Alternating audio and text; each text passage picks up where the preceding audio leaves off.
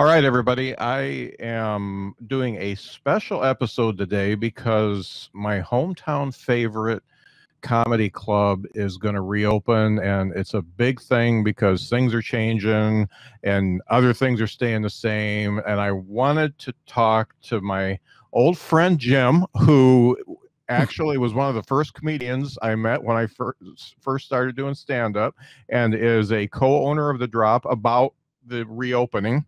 And Jim, how you doing? I'm doing great. How are you, man? I'm doing great. So, I mean, a lot of things happen during COVID, obviously, and one of the things that happened is the restaurant bar where you were formerly housed closed. That's And correct. yeah, and that, when did that happen? Was that soon after, or? We closed. Well, we closed with everybody else. Yeah. You know, early March. I think our last show was we had a Thursday night show, which was unusual. But we had we had one Thursday night show, and that was the last thing we had live Yeah. at that point. And I don't remember exactly. It was after the summer. It was sometime in the summer when Dee Dee, who owns the Dewdrop Inn, told us that she wasn't going to be able to reopen. And we had no idea when we were going to be able to reopen anyway at that point. Right. But thankfully that was early enough that, we could think about what we were going to do. And, it's like, we're going to be closed. We can't be open anyway. So, we have time to find a new location if we're going to keep doing this. And we kept the open mic going virtually and things like that. And we're still doing the virtual open mic, and we're back to doing in person. But it gave us an opportunity to change. And it sucked because, that was our home for a long time. This will be the ninth year. We had 8 at the Dewdrop Inn. But, and obviously it really sucks for Dee Dee. But, we wanted to keep the dream going because it's a labor of love for us. We don't make any money doing this. Yeah. We don't. If somebody is making any money, I want to talk to them. But, it gave us the opportunity to kind of pick it up and find where we're gonna go again. Right. And had, obviously my partner had a lot to do with that too. That made me sad because you told me this a while back, and it really made me sad because that means the last time that I was on the stage, the old stage at the Drop, was the last time. And that's kind of a weird, icky feeling. I guess I would have enjoyed it more if favored a little bit more. I probably would have been there more often, because I live in Chicago. So I can't be at the club all the time. But, I was kind of planning on 2020, was going to be the year for, kind of going out and doing some of that, spending more time there that summer. Cause, the first year was just trying to figure out how to run the place. I didn't have a lot of money, like personally, so I couldn't all the time. 2020 was going to be the year to do that, but that didn't happen. So. And here we have your partner. Heather O'Laughlin has jumped in. So Heather, we've recapped what happened to the Dewdrop and talked a little bit about how we're both a little bit sad that the last time we were at the Drop was the last time we were ever going to be at the Drop. So, so we had a moment there. But one of the things that I have found in doing all the interviews that I'm doing for this podcast is, so the Drop is it's probably an hour and a half, hour and 45-ish from some parts of Chicago. And it's amazing how many touring comics have had their first headlining set at the Drop.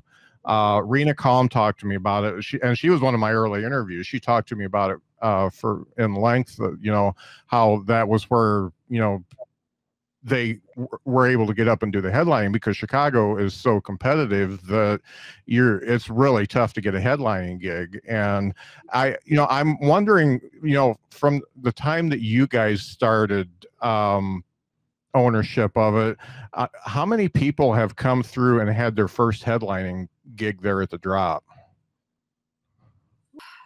I can count, I think, at least 5. Our very first weekend that we booked was a first-time headlining week. Ray Hensley. We've had several Chicago comics. Zach O'Ryan, who did the soft opening, who headlined his first weekend, was his first headlining spot. I'm trying to think. Several others that are specific from Chicago, but also out of Atlanta. Okay. Yeah, we've had a few. Yeah, we've had a few from not just from the area, but from outside of the immediate region that they get to be their first headlining thing, and it's kind of always been what we've been, there for.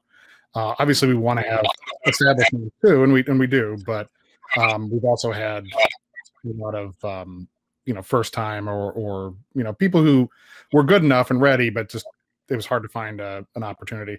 And then once you get a headlining credit, then it makes it easier to get headline something else. So yeah, no doubt. And just as the Drop as a place to do comedy, the open mics and stuff like that, it's amazing how many people just in our area, we've been able to watch them grow, because a lot of them started when I did. Obviously they were in their very early 20s or even in their teens at that time, and I was much older, as I still am, but a lot of them are really doing stuff, like DIYs doing stuff. They're, they've got their thing going. So it's kind of making this Michiana area kind of a little comedy place now. Yeah. And on that subject, I mean, DIY, one of the founders of DIY has now also come on as a partner with us, Max Tidy. So yeah. And he has a lot of energy, and he's a young man. Heather and I are both about the same age, and that age is broken and tired. Yeah. He has a lot of energy. I'm sorry, Heather? I said we're profiting off of Max's energy now because we are. Exactly. Yeah, no doubt.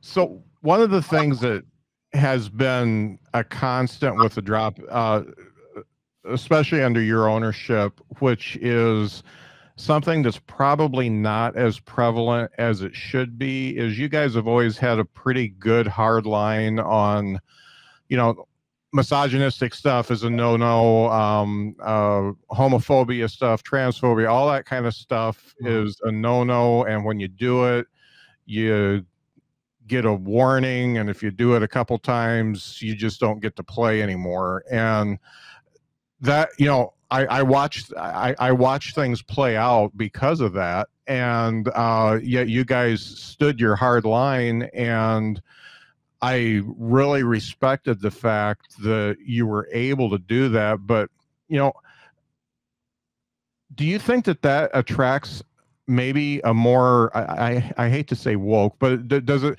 a liberally minded audience by doing something like that, so you get the people in there that you actually want to have in there? Maybe a little bit. I don't know that it has a huge effect on the audience, because ideally they never noticed that was missing in the first place. Yeah. And we do have a hard line, but it's always, it's interesting. It's like, I will not ever say no rape jokes, not because I think rape jokes are funny, but if you're someone who was the victim and wants to talk about that, talk about your experience, that's one thing. Right. But if it's making fun of rape or something like that, from that perspective, then that's a problem. Yeah. If you talk about your experience being trans or gay or lesbian, bisexual, whatever, that's fine. But if you're going to want to make fun of people, and if you're going to make fun of yourself, that's fine too. But making fun of people, punching down is a thing I always have. Yeah. And that goes for a lot of other stuff too, that has not been socially acceptable for longer. Race, things like that. Those were more culturally taboo for a longer time. But we really have to talk about that. It's a little bit surprising that I did a little bit more research and talked to other comedy club owners and stuff like that, and most of the other ones just don't really care. I mean, they're just like, let's do whatever. I mean, not everybody, but there's a lot of them that are still very old school, and they don't care what's said. So bravo for doing that. I would say that we have taken some heat in the comedy community about some of our stances on that, but I've always fell on the side of our job is to create a safe place for our guests and for our comics. And so I think what we've heard nationwide from other comics is that the drop is somewhere that, you know, that people know where we stand on those types of issues. And we've never told anybody that we've booked that they can't do a certain joke, but we have helped comics to grow from open mic experiences and invited some comics to not join us again based on that. And I stand behind those decisions because ultimately what was happening was punching down. It was things that were hurtful to others. But there are comics that have talked about those topics and have done so well. And that's what I told comics that think that they have some hot take. When you have the following and the backing to take the heat that will come when you try that joke, you talk to me, but you're not there. Yeah, they all think they're Lenny Bruce or George Carlin or something like that. And it's like, well, but those people were comedians for a long time. I don't know. Like, God, you're 100 years old, so you remember when George Carlin was the hippy dippy weatherman. You know, stuff like that. He was doing really safe corporate kind of button down shit, and then he became George Carlin. He was not he was funny, but he became George Carlin. You know, later he became the one who you think of. There's very few that just went right into it. I mean, just went right into the total controversial stuff. Richard Pryor was, I mean, he was pretty clean cut button down when he first started. Yeah, he was imitating Cosby. When he started, which respect, you know. But and same thing, you know, he was doing Red Fox stuff. But sorry, I have a cat that. Hi, kitty cat. Yeah. Okay, so we've been through gloom and doom. We've been through COVID. We've been through having to shut it down, but it's coming back. It's like the phoenix. It's rising. So what's going on? Where are you going? And what's happening? You want to talk about the new space, Heather? Because you're there more often. I will. We are so excited about the move to the Aloft Hotel. And I don't know, did you get into how that came to be at all? Just talk about what happened, you know, when we had to shut down. Okay. So when we found out that we weren't going to be able to go back to the Dewdrop, we reached out to downtown South Bend and said, hey, we really want to be downtown and we would like to partner with you. Is there any way that you can help us in working on opportunities for a new space with a similar layout that we had with the Dewdrop or a similar agreement? And so Amy from downtown South Bend helped get us in contact with the Aloft. She sent out a lengthy email that said, this is what they're looking for. And the Aloft emailed us back within a day. And we started those conversations. And we are now, our ring will be there. Our soft opening was in the event space. Right now with COVID restrictions, we're limited to 46 seats per show. As restrictions lift, we'll have opportunity to expand on that. And at some point, when we are able to access the full event space, we could host up to 250. So there's some opportunity to bring some bigger names in for bigger shows. Yeah, that's great. And the Aloft has always been a kind of a cool space anyway, because Lisa and I used to go watch music there quite a bit. Just, you know, we'd go grab a beer somewhere, and then when there wasn't anything left to do, we'd go there, and there was always somebody playing music on Friday and Saturday night. So it's a neat space. I haven't been in the event space, but that seems like it's a nice place. I mean, gosh, the Dewdrop was, you know, it had a certain appeal. It had a patina to it, and it was what it was. Jackie Cation talks about, you want the place with the right kind of dank. And it's the right, you know, like the back room, it was low. It's a low ceiling, which is good for comedy. You know, the brick walls, you know, the sound just kind of bounced off the walls. It didn't get absorbed by plush carpeting or anything like that. It was perfect for comedy. It really was. But, you know, obviously times change, and We didn't want to pursue getting a liquor license and running an actual bar. Yeah. So this was a nice middle ground between that and where we are now. Well, that's a real win-win for them and you.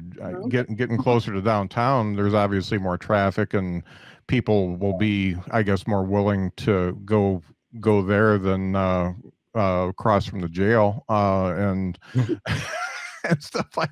We're across from a courthouse now, so we went from jail to a courthouse. Yeah, yeah. I never felt scared there, but I'm a very large man, so it doesn't matter.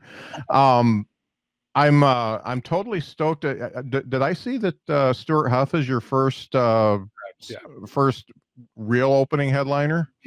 Yeah. Yeah. When we were talking about who we were going to have, we're like, well, we want somebody who people know in the area, but we also want somebody who feels like, they're part of the Drop family. Yeah. In some ways. And Stewart's always been a personal favorite. And, whenever I say, hey, do you want to come through? And he's like, yeah, sure. Whenever, we'll do something. And it's like, he's the easiest person in the world to book, because it's like, you want to do it? He's like, yes. And then he just shows up. So, and we pay him, and then he goes and he comes back, it's pretty easy. He's a personal favorite of mine. And I wanted somebody, special, and also, close to our own, part of our family, like I said. So, right. He's the weird one of my personal favorites. He's the weird uncle of the Drop family. So yeah. Too much a lot of random crap in his house. Yeah. I don't know if you ever listen to his podcast, but he has a podcast all about the random things he's picked up at junk shops and things like that. Yeah, obsessive curiosities. Yeah, there's some good episodes in there. And I really relate to that because my grandma was an antique dealer, and she had some really weird shit. I mean, some of the stuff she had a shop in Lakeville for a while, but she mostly did shows. But some of the stuff would come up. She's like, I can't even sell this because it's too weird and it'll offend somebody. Stewart would have bought that. Yeah. Yeah. Whatever. He'd be like, show me what you got in the back room. Yeah. Well, one of the things he showed me was a picture of George Carlin working at a radio station. I don't think he was even a DJ, but he was working there, and they caught a picture of him with a group of people that worked there, and that was way before comedy days. Yeah, so that was neat. Yeah, he's got some cool stuff. The only disagreement I've ever had with Stewart is over a picture that he has that I'm as convinced is haunted and needs to be burned. So, it's haunted by the ghost of a dead person, and it needs to go. Oh man! So being in an event space like that, you did the soft opening. Obviously, that's a little bit different than the typical dark, low ceiling comedy club. How did that go over for you? Pretty well. I think it is different than what we had before, but as COVID restrictions, I mean, obviously the ceiling is still big, but as COVID restrictions lessen, we can, rearrange the space so it's more compact, which is what I just enclose it. Yeah. Which is what I want. I mean, it's one of those things where they have those air walls where you can split up the event spaces, and we were using basically two sections of a standard like ballroom size place. I'd like to collapse it down to one and, get 50 people in one space instead of two. Right. That's cool. For a regular weekend. Cause it really, I think that makes as much difference in everything, but the way the place is laid out and, it's still suitable. Like the light, the chandeliers and stuff like that they have in there, I actually kind of feel like they lower the ceiling, and it's a beautiful view. It's right across this really nice courthouse across the street. It's $1 million view compared to the brick wall. So, oh man, I remember before COVID hit, I learned a lesson because I was doing those shows at Vegetable Buddies, and they just weren't going so well because the stage is like 4 feet high and everybody's far away. And then the last one I did, Colton was on it. So I said, okay, everybody's on the dance floor. We have to do it from the dance floor. I had the guy do the lighting there, and it was a much different show. And I'm like, why couldn't I have figured that out like 6 times ago? Yeah, that makes it does make a difference. A short stage is better than a tall stage. Yeah. Closer to the audience is better, you know. Well, I found out no stage is better than a tall stage. So yeah, that works better. just depends on how good visibility is with that no stage, you know. Yeah. It wasn't bad. So you got Stu coming, and what's the dates on that? April 2nd and 3rd. April 2nd and 3rd. And what else have you got coming up? You got anything that you want to tease? Anything that is going to be big? We right now it's just kind of getting back in the swing of things. We got all the people that we had to cancel last year. If they're back doing, you know, if they're back touring at this point, you know, we're rebooking them. So no huge news yet, but I have a couple, you know, now that we have the space and things like that, we've been working on booking some bigger names for, you know, middle of the week, one night kind of shows, special events, things like that. Cool. And we've got, you know, we'll be back to once a week, or you know, 2 days every week, Friday and Saturday, Friday at 9, Saturday at 8 and 10, and then we'll have probably some outdoor stuff during the summer. Nice. Yeah, so we close during July because it's a dead time for comedy, but Heather and Max have been working on doing stuff outside. So yeah, hopefully in July when we have some nice weather, we can have some downtown South Bend after dark, and get some folks out there and enjoy that instead. Yeah, that's indoor shows suck in the summer. Yeah. Nobody wants to be inside. I don't want to be inside either. Yeah, I don't want to be talking to you right now. I'd rather be outside. It's nice outside. Because we're done to go for a walk. So, just to let everybody know, it's at the Aloft, and that's all one word, ALOFT Hotel, and you guys are in. When you set up, people can find you pretty easy. Don't they have to go up to a certain area? Yeah. So we have 2 spaces, depending on the week. We have one upstairs and one downstairs. They'll be directed to wherever they need to go. Okay, cool. And the shows, you know, the open mics are still Tuesdays. List goes up at 7. We're pre-booking them now. Oh, are you? Cool. Yeah. So we're using Eventbrite tickets, you know, no cost tickets for comics to sign up.